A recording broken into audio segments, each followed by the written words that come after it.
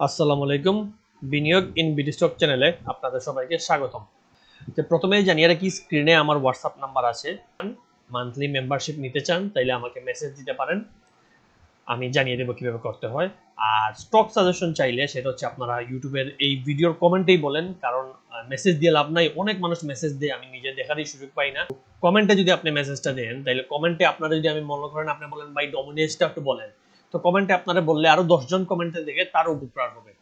আমি জানি সবাই খুবই দুঃখে আছেন, কষ্টে আছেন, বাট এটাই বাস্তবতা। মার্কেট বাড়বে, মার্কেট কমবে, এটা আমাদের কারো হাতে নাই, আটকানোর সম্ভাবনা নাই। আমরা বেশি হলে আপনাদেরকে সতর্ক করতে পারবো।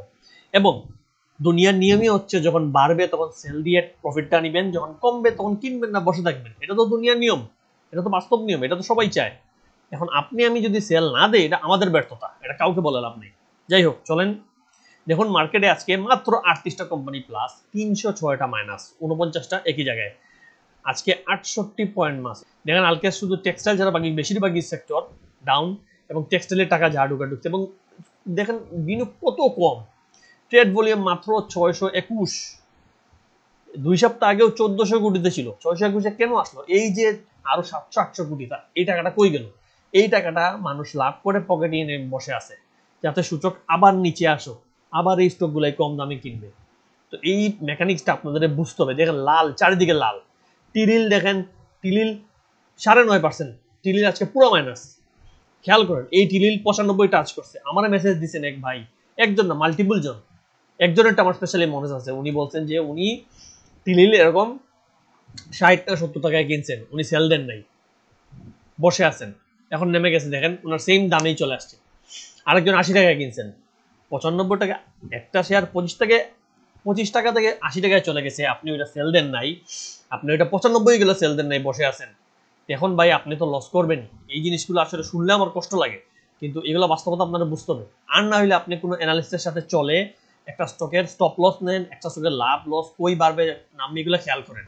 আলটিমেটলি লাখ লাখ টাকার খরচ করে যদি একটা স্টকের এইগুলো জিনিস না দেখেন, তাহলে এই লাখ লাখ কোটি কোটি টাকা দিয়ে কি করবেন? আলটিমেটলি সবই লস হয়ে যায়। আচ্ছা ঠিক আছে, চলেন এখন যাই, সূচক নিয়ে একটু হালকা ধারণা দেই। দেখেন সূচক বারবার আপনাদের বলছি এই জায়গায় ঘুরতেছে, আমি সেদিনও একটা ফটো দিয়েছি, এই জায়গায় ঘুরার পর একটা ডাউন দিছে, এরপর এই জায়গায় ঘুরার পর একটা ডাউন দিছে, এখন ডাউন দেওয়ার টাইম, আরেকটা ডাউন দিছে। এটা ছিল বড় ডাউন, এটা ছোট ডাউন ছিল, এটা বড় একটা দিল। এই জোনগুলো ব্রেকআউট দিয়েছে, দিয়ে নিয়ে নামতেছে। এবং আমাদের যেটা বারবার বলা আছে লাস্ট কদিন থেকে, 5200 থেকে 5300, স্পেশালি এই জায়গাটা 5300 মিনিমাম আমি মনে করি সূচক যাওয়া উচিত। দেখুন আমি এই ফটো দিয়েও কিন্তু বুঝাইছিলাম, এই ফটোটাই ছিল গত বৃহস্পতিবার আপনাদেরকে দিয়েছিলাম, যে দেখুন এই লাল জায়গায় যেরকম একই জায়গায় মার্কেট রেখে ভলিউম একই জায়গায় রাখছে, এর মানে এই জায়গায় ওরা সেল দিছে, দেওয়ার পর হুট করে নামিয়ে দিছে মার্কেটে। এরপর আবার একই জায়গায় টানা 6 দিন মার্কেট রাখছে, ভলিউমও সেম, এইখানে ওরা সেল দিছে। আমরা মনে করছি ও মার্কেট তো থেমে গেছে, কিনো কিনো কিনো। আপনারা সাধারণ বিনিয়োগকারী ধূপ তারকা কিনছেন আমি জানি। এরপর দেখেন আবার ডাউন দিল।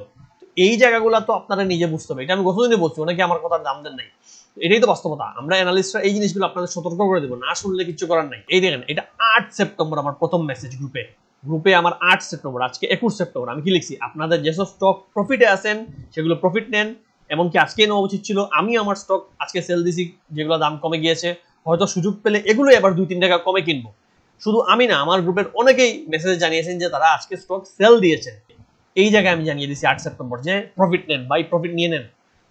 আমাদের মেন্টালিটি হচ্ছে লস 1 টাকা হইলে আমরা না না লস দিব না, না না লস দরকার নাই। কিন্তু ওই 1 টাকা ধরে বসে বসে বসে এরপর এটা 10 টাকা হয়, 50 টাকা হয়, তখন আমরা কান্নাকাটি শুরু করি। কিন্তু 1 টাকা লস করতে চাই না।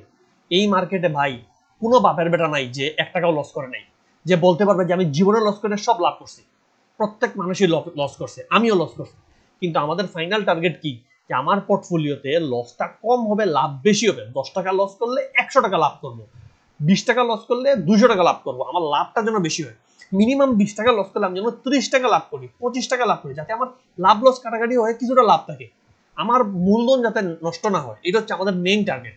10 সেপ্টেম্বর, এই দেখেন 10 সেপ্টেম্বরে মার্কেট না ঘোরা পর্যন্ত কোনো বাই করা উচিত বলে আমি মনে করি না, যেটা প্রতিদিনই বলে। আচ্ছা 11 সেপ্টেম্বর দেখেন, আমার মনে হচ্ছে আগামী কয়েকদিন মার্কেট স্লো হবে, টানা যে বুলিশ ভাব ছিল সেটা চলে গেছে, তাই স্টপ লস হলেই সেল দিয়ে বের হয়ে যাবেন। লাভে থাকলে স্টক নামতে দেখলে লাভ নিয়ে নেবেন। সহজ হিসাব, নিজেকে সেফ রাখাই আমাদের কাজ। ইন্ডেক্স পজিটিভ, ওই দিন পজিটিভ ছিল, ইন্ডেক্স পজিটিভ, তাই বলে হুড়মুড়িয়ে স্টক কেনার দরকার নাই। তবুও কিনতে চাইলে কম দামের গুলা কিনেন। ওই নামছে দেখেন আবার 11 সেপ্টেম্বর, অনেকে আমার মেসেজ দেন ভাই কিনবো কিনবো কিনবো কিনবো কিনবো। আমি গ্রুপে আবার বলছি কেনার জন্য পাগল হয়েছেন ঠিক আছে, আগে 3টা পয়েন্ট হিসাব করেন। আপাতত আপনার যে লস গুলো হয়েছে সেগুলো কাভার হয়েছে, এই এক ক্যান্ডেলে কি এই মাইনাসটা আপনার কাভার হয়েছে, এখান থেকে আপনি যে লসটা করছেন ওই লসটা কি কাভার হয়েছে? যদি লসটা কাভার না হয় তাহলে নতুন করে কিনিয়েন না, নতুন করে এভারেজ করার দরকার নাই, আগে ওই লস কাভার হইতে দেন, এরপর বাড়ার পর একটু সময় পরে কিনি। মার্কেট তো স্টকের অভাব নাই। আবার কি লিখছি হাতেও কি ক্যাশ বেশি জমে আছে, যদি না থাকে তাইলে বেশি কিনতে যাবেন না, মার্কেট কালকে কমবে না এর কোনো গ্যারান্টি নেই। এগেইন আমি মানুষকে বলছি। আবার 13 সেপ্টেম্বর দেখেন 13 সেপ্টেম্বর কি বলছি, আমি এখনো মার্কেট নিয়ে সন্দিহান, মার্কেট যে বাড়বেই তার সিগন্যাল এখনো পাইনি। 15 সেপ্টেম্বর আমি বলছি দেখেন কেউ কিনলে নিজ দায়িত্বে কিনবেন, আমরা দোষ দিন না, নিজের দায়িত্বে কিনেন। মার্কেট এখনো নামার চান্স আছে, যাই কিনবেন তারও কমেও পেতে পারেন এক সপ্তাহ পরে। দেখেন এক সপ্তাহ পরে আজকে এই কমে পাচ্ছেন না, এই যে জায়গায় এই যে ক্যান্ডেলে মানুষ, এই যে ক্যান্ডেল হালকা সবুজ হলে মানুষ 15 সেপ্টেম্বর কেনার জন্য পাগল। আমি বলছি যাই কিনবেন এক সপ্তাহ পরে কমে পাবেন। সত্যি দেখেন। আচ্ছা আরেকটা মানডে দেখেন, ব্যাংক টানা শক্তি মার্কেট এখন নাই, কিন্তু কারেকশনে এরকম উল্টাপাল্টা দুই একটা স্টক হল্ট হবেই, যাতে আপনার মনের জ্বালা উঠে যে আরো কিনি কিনি কিনি, কেনার পরে দেখবেন থেমে গেছে। আচ্ছা কেনার পরে দেখেন এটা হচ্ছে 15 সেপ্টেম্বর নিউজ ছিল, 15 বা 16 সেপ্টেম্বর দেখেন 15 আর 16তে রূপালী ব্যাংক বাড়ছিল আমার মনে আছে, রূপালী আর মিড ব্যাংক। এই যে 15 সেপ্টেম্বর রূপালী ব্যাংক হোল্ড দিছিল। আমি একমাত্র মানুষ যে ওই দিন বলছিলাম যে পরের দিন রূপালী সেল আসবে, রূপালী 25 টাকা 26 টাকা সেল আসবে, পারলে সেল দিয়ে বের হয়ে যাবেন, নইলে কিন্তু রূপালী নামবে। দেখুন নামছে, আমার কমেন্টও আমি ইউটিউব কমেন্টও আছে, পার্সোনালি মেসেজ আমি বলছি যে ভাই রূপালী কিন্তু নামবে, উঠার কথাই না এখন এই জায়গায় ব্যাংক টানার কথাই না। মাঝখান থেকে দুটা ব্যাংক কেন হোল্ড দিছে? হোল্ড হওয়ার কারণ হচ্ছে আপনি পাকগুলো কিনবেন, দেখেন এখানে কত সেল দিছে, এখানে কত সেল দিছে। আচ্ছা মিডল্যান্ড দেখেন 15 সেপ্টেম্বর 15 তারিখ কি করছে দেখেন, এগেইন মিডল্যান্ড 15 তারিখ হোল্ড, 15 তারিখ হোল্ড, এরপর 16 তারিখও বাড়ছে, কিন্তু এর 2 দিন পর বাস দিয়ে নামাই দিছে। এবং মিডল্যান্ড এখনো বাড়তে পারে, মিডল্যান্ডের রূপালীটা নষ্ট হয়ে গেছে, কিন্তু মিডল্যান্ড পুরোপুরি নষ্ট হয় নাই। মিডল্যান্ড হয়তো এখানে এসে ঘুরে আবার মিডল্যান্ড এই জায়গায় যাবে আমার ধারণা, কিন্তু এই যে বাড়িয়ে কিনা এতে আপনি কি ধরা খান নাই? ডাউন মার্কেটে কেন এগুলো কেনার দরকার? ডাউন মার্কেটে বসে থাকেন, ডাউন মার্কেটে কেনার কোনো দরকার নাই। আচ্ছা গেল আরো দেখেন 16 সেপ্টেম্বর গত মঙ্গলবার আমি কি বলছি, কিছু ফান্ডামেন্টাল আর ব্যাংক দিয়ে মার্কেট পজিটিভ রাখা হয়েছে, আলটিমেটলি আমার মনে হয় না এটা ধরে রাখতে পারবে। আজকে পজিটিভ থাকলেও পরে অন্যদের আবার নেগেটিভ হবে। এখানে হচ্ছে এপ্রিলের 13 তারিখ আর এই জায়গায় হইলো গিয়া মের 28 তারিখ, টানা 2টা মাস যে মার্কেট নামলো, এরপর কি হলো দেখেন, এখানে হালকা সবুজে আপনি ঢুকছেন উচিত হয় নাই, 2 দিন সবুজ ঢুকে গেছেন, একদিন সবুজ ঢুকে না, মার্কেট আপনার ঢুকবেন কোন সময় দেখেন 3 দিন সবুজ দিছে, এরপর লাল, এরপর আবার 3 দিন সবুজ। এই যে একটা সপ্তাহ বড় একটা সবুজ দিছে, দেওয়ার পর এখন একটা লাল আসছে, এর মানে হচ্ছে মার্কেট রেডি। এত বড় সবুজ কিন্তু হয় নাই, দেখেন এখানে টানা 6 দিন সবুজ আসে নাই, টানা 6 দিন 3 দিন 4 দিন, এখানে টানা 3 দিন, একদিন লাল, 3 দিন সবুজ, একদিন লাল। এটাই কনফার্ম মার্কেট কিন্তু রিভার্স করছে, মার্কেটের রিভার্সাল। মার্কেটটাকে কয়দিন সবুজ হয়ে দিয়েছেন, একদিন 2 দিন, এখানে আপনি বিশ্বাস করলেন না ঠিক আছে, আবার একদিন 2 দিন 3 দিন 4 দিন গিয়ে কিনেন। তো আমাদের এখানে মার্কেট দেখেন 4 দিন গিয়ে সবুজ হয়েছে, 2 দিন লাল হইলে একদিন সবুজ, একদিন লাল একদিন সবুজ, একদিন সবুজ 2 দিন লাল 3 দিন লাল। এখন কেনার জন্য কেন পাগল? মার্কেটটাকে নামতে দেন, মার্কেটটাকে রেস্ট নিতে দেন, নামার পর যখন এন্ট্রি দিবেন তখন একটা ভালো প্রফিট করবেন এবং বাড়বে মার্কেট। ইনশাল্লাহ মার্কেট 6000 যাবে, এটা আমি আবার আশা করি। মার্কেট এই যে সূচক এই যে 6000 এই জায়গাটা টাচ করবে, এটা আমার মনে হয় হয়তো আগামী 2-3 মাস 5 মাস 6 মাসে। কিন্তু তাই বলে পাগল হয়ে কেনাটা হচ্ছে সবচেয়ে বড় ভুল আপনাদের। আরেকটা ভুল কি জানেন? আরেকটা ভুল হচ্ছে যে কোম্পানিগুলা বেড়ে গেছে ওইগুলো আপনারা কিনেন। টিলেল যে কোম্পানিগুলা নিশ্চিত দুর্নীতি চলছে, নিশ্চিত বাজে অবস্থা, তবুও কিনে ওইগুলা বসে আছেন যে ওইগুলা রিভার্স করবে, ওইগুলা ভালো হবে। আমার ভাই জীবনে রিস্ক নেওয়ার, এত রিস্ক নেওয়ার কি দরকার? আমি রিস্ক নিব যেটা ভালো জিনিস, ক্যালকুলেটিভ রিস্ক, যেটা ভালো কিছু হওয়ার সম্ভাবনা আছে, যেটা নিশ্চিত বাজে ওইটাতে আমি রিস্ক কেন নিব? দেখেন ফার্স্ট সিকিউরিটি ব্যাংক, এই যে সরকার বদলালো, আমার নিজেরও ফার্স্ট সিকিউরিটি ছিল বুঝছেন, আমি এই 2024-এ first security, SIBL, EXIM bank সবগুলাই 24-এ বেছে বের হয়েছি। সরকার বদলার পরই আমি চিন্তা করছি, আমি জানি যে সরকার বদলার আগে থেকে নিউজ বার হয়েছে যে ফার্স্ট সিকিউরিটি দুর্নীতি, এসআইবিএল দুর্নীতি, এক্সিম ব্যাংক দুর্নীতি, জেআইবি দুর্নীতি, ইউনিয়ন ব্যাংক দুর্নীতি, এগুলার দুর্নীতি ধুমধারকা বার হয়েছে, ধুমধারকা। তখনই আমি চিন্তা করছি আমি এই ব্যাংকগুলা থেকে, তখনই যখন আমি চিন্তা করছি এইগুলা ব্যাংক দুর্নীতি নিশ্চিত, চারিদিকে দেউলিয়া দেউলিয়া শোনা যাচ্ছে, আমার আত্মীয় স্বজন পরিচিত মানুষরা এগুলো ব্যাংকে গিয়ে টাকা তুলতে পারতেছে না, কিন্তু স্টিল ইউনিট সরকার আসার পরই এই সূচকগুলো বাড়া শুরু করছে। তখন আমি চিন্তা করছি এখানে একটা কিছু একটা ভেজাল হয়েছে, আমি সেল দিয়ে বের হয়ে গেছি। আমি এই জায়গায় এই 12-13 টাকায় এসআইবিএল, আপনার ফার্স্ট সিকিউরিটি 8 টাকায়, এক্সিম ব্যাংক 10 টাকায় এই জায়গায় বের হয়েছি, বিশ্বাস করেন না করেন। দেখেন এরপর আমি ফিরেই তাকাই নাই, এরপর নামার পর অনেকে বলছে ভাই বারবার আমি বলছি দরকার নাই ভাই, রিক্সের আমার দরকার নেই, আমার তো স্টকের অভাব নাই। দেখেন এখন এই স্টকগুলো কই গেছে। এখন আমাকে ভাই অনেকে মেসেজ দেন, ভাই বের হবো কিভাবে?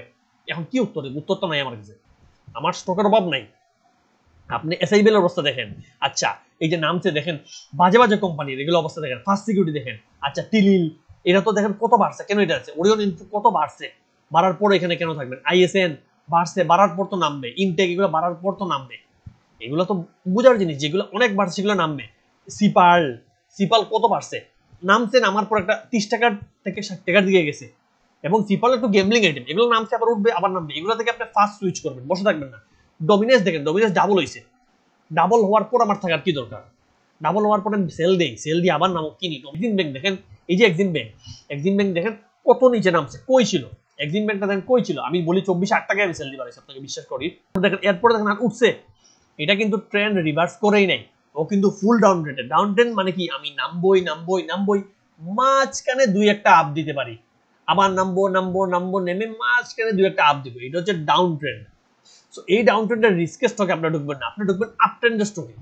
টিলিল দেখেন, টিলিল স্টকটা কই থেকে কই গেছে, head and shoulder pattern create করে কত বাড়ছে, আমরা নিশ্চিত জানি বাড়বে। বাড়ার পর এখন দেখেন ধুম করে নামছে, এক টানে নামতেছে। এখন থাকার আমার কি দরকার? এখানে দুইটা সবুজ ক্যান্ডেল দিতেই অনেকে কিনতে পাগল হয়, কেন ভাই এই রিস্কে আমি কেন ঢুকবো? আমার ভাই এমন স্টক দরকার যেটা আছে 30 টাকায়, ওইটা যাবে 90 টাকায়, ওই স্টক আমি ধরবো। যে স্টক 90 টাকা থেকে চলে আসছে 60 টাকায়, ওইটা আবার 200 টাকায় যাবে, এই আশা আমি কেন করবো? আপনার টেকনিক্যাল অ্যানালিসিস জানেন না, কোনো সমস্যা নেই। আপনি ফান্ডামেন্টাল বুঝতেছেন না, কোনো সমস্যা নেই। একটু তো বেসিক জ্ঞান আপনার রাখা উচিত, এই স্টকটা ভালো না খারাপ, এই স্টকটা দুর্নীতি হচ্ছে কিনা, এই স্টকটা কই আছে, কোনো কিছু না জেনে যদি আপনি স্টক মার্কেটে জাস্ট জুয়ার উদ্দেশ্যে আসেন, যে জুয়ার মতো অন্ধকারে ঢিল মারলাম আর লাভ করলাম, তাহলে তো লাভ হবে না, তাহলে লসই করবেন, পুরো ফ্যামিলি আপনার ডুবাই ফেলবেন, বুঝবেনও না।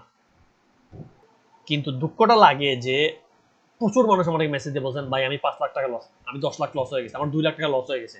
তে ভাই আপনি বলছিলেন, আমি তো কথা শুনি নাই। তে ভাই আপনি স্টপ লস দিছিলেন, আমি তো মিট করি নাই, স্টপ লস সেল দিই নাই।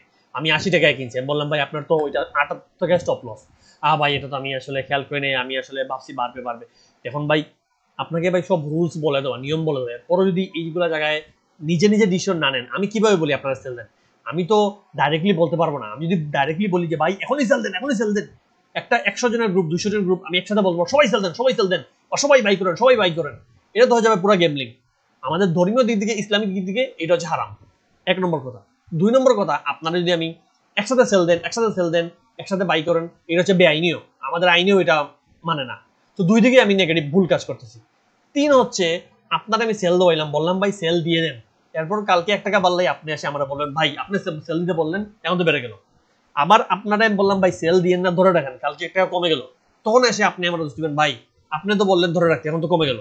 যে কারণে আমরা কি করি, আমরা অ্যানালিস্টটা আগে থেকে জানাই দিই, এই জোন মেনটেন করেন, এর পরে চলে গেলে বের হয়ে যান, রিস্কটা নেওয়ার দরকার নেই, বের হয়ে যান, দরকার অন্যটা কিনবেন, দরকার এটা আবার কিনবেন, আগে আপ ট্রেন্ড কনফার্ম হোক। যদি বলে একটা স্টক বাড়বে কনফার্ম করে, তাহলে কত দূর যাবে? আপনি দেখেন আইএসএন ইনটেক যখন বাড়া শুরু করছে, আপনি কিন্তু কেনার অনেক সুযোগ পাইছেন। এই যে ইনটেক, ইনটেক আপনি এইখানে কিনেন, এইখানে কিনেন, এইখানে কিনেন, 30 টাকায় কিনেন, 33, 34, 25 অনেক জায়গায় কেনার সুযোগ ছিল, কেনার পর আপনি একটা লাভ করার সুযোগ পেয়েছেন। তো এখন তো নামতে দেন, এখন আর কেনার দরকার নাই। এই মার্কেটে এই যে ডাউন ট্রেন্ড থেকে যখন ওটা শুরু করবে, দেখবেন অনেক স্টক ডাবল হবে, এইগুলোকে আপনাকে ধরতে হবে, নইলে চলবে না।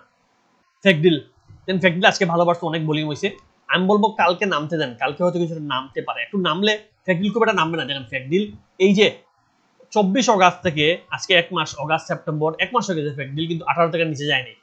1 বছরের মাঝে ফেক ডিল, আর্গন ডেনিম, আপনার সিমটেক্স, সায়াম কটন, তারপরে এগুলো 30 টাকার কাছাকাছি যাবেই। কারণ কি, এগুলোর ইপিএস ভালো, এগুলোর নেট অ্যাসেট ভ্যালু ভালো, এগুলোর ফান্ডামেন্টাল এভরি দিক ভালো, এগুলো কোম্পানিও ভালো, আর তার মধ্যে ট্যাক্সেলের শুল্কর কারণে এগুলো ভালো হবে। এবারকার আপ ট্রেন্ডে মিনিমাম এই যে জোনটা যাওয়া উচিত, 22 টাকা 30 টাকার জোনে ফেক ডিল ঢোকা উচিত মিনিমাম ডিভিডেন্ডের আগে। এবং ফ্যাক্টিক্যালের আলটিমেট গোল আমি বলবো সবসময় 34 টাকার দিকে যাবে। ইনশাল্লাহ 34 টাকা ফ্যাক্টিলকে আপনারা 1 বছর পর পেতে পারেন। তবে এই জায়গায় প্রচুর আপডাউন হবে, এই আপডাউনও আপনাকে সেল বাই করা শিখতে হবে।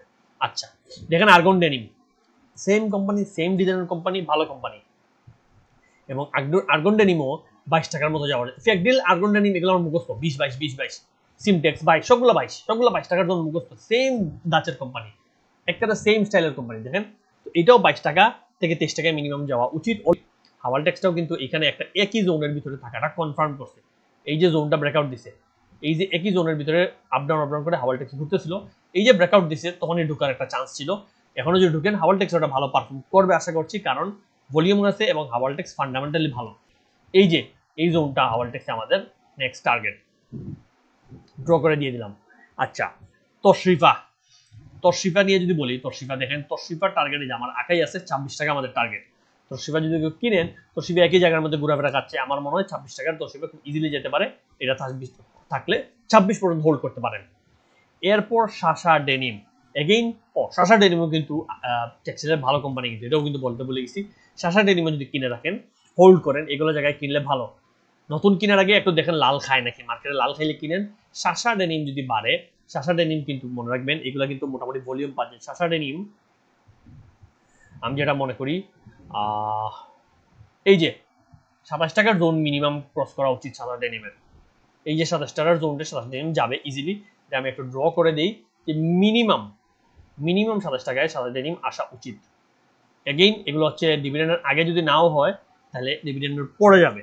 আচ্ছা, এরপর আছে কি আপনার আর কি সিমটেক্স, দেখেন এই সবগুলো কোম্পানি সেম দাচের কোম্পানি বাড়তেছে। সিমটেক্সও 22 টাকা, মিনিমাম 21-22 টাকা ইজিলি যাবে বর্তমানে ডিভিডেন্ডের আগে, যেটা আমি মনে করি। এবং ডিভিডেন্ড ক্রস করলে যখন সেকেন্ড কোয়ার্টার আসবে, মানে আগামী ফেব্রুয়ারি মার্চ ওই দিকে, তখন এগুলো 30 টাকার দিকে কাছে, 30 টাকার কাছাকাছি ইজিলি চলে যাবে। তো এই স্টকগুলো টেক্সটাইলকে একটু যত্ন করুন, টেক্সটাইলকে দাম দিন। টেক্সটাইল কিন্তু এখন দিবেন আপনাদের লাভ, টেক্সটাইল 1 বছর পর টেক্সটাইলের অনেকগুলাই ডাবল হবে। তো আপনার কাজ হচ্ছে কি, আপনি যদি অ্যাটলিস্ট টেকনিক্যাল অ্যানালিসিস না বুঝেন, তাহলে ফান্ডামেন্টাল তো বুঝেন ভাই। ফান্ডামেন্টাল ভালো স্টক কম দামে কিনে বসে থাকেন, সমস্যা কি? আপনি 6টা মাস বসুন, 6 মাসও যদি আপনার স্টক ডাবল হয়, পোর্টফোলিও ডাবল হয়, আপনি কত লাভ করেন এটা নিজেকে জিজ্ঞেস করেন। তো লুভে পড়িয়েন না যে প্রতিদিনই আমার ট্রেড করতে হবে, প্রতিদিনই লাভ করতে হবে, তাইলে আলটিমেটলি লসই বেশি করবেন। এই জিনিসটা মাথায় রাখেন, আর প্যানিক হয়েন না, ভয় পায়েন না। ইনশাল্লাহ মার্কেট ঘুরে দাঁড়াবে, যখন ঘুরবে তখন এইগুলা সব দুঃখ একটানে ভুলে দিবে। এই বলে আজকের ভিডিও শেষ করছি। আসসালামু আলাইকুম, ভালো থাকবেন।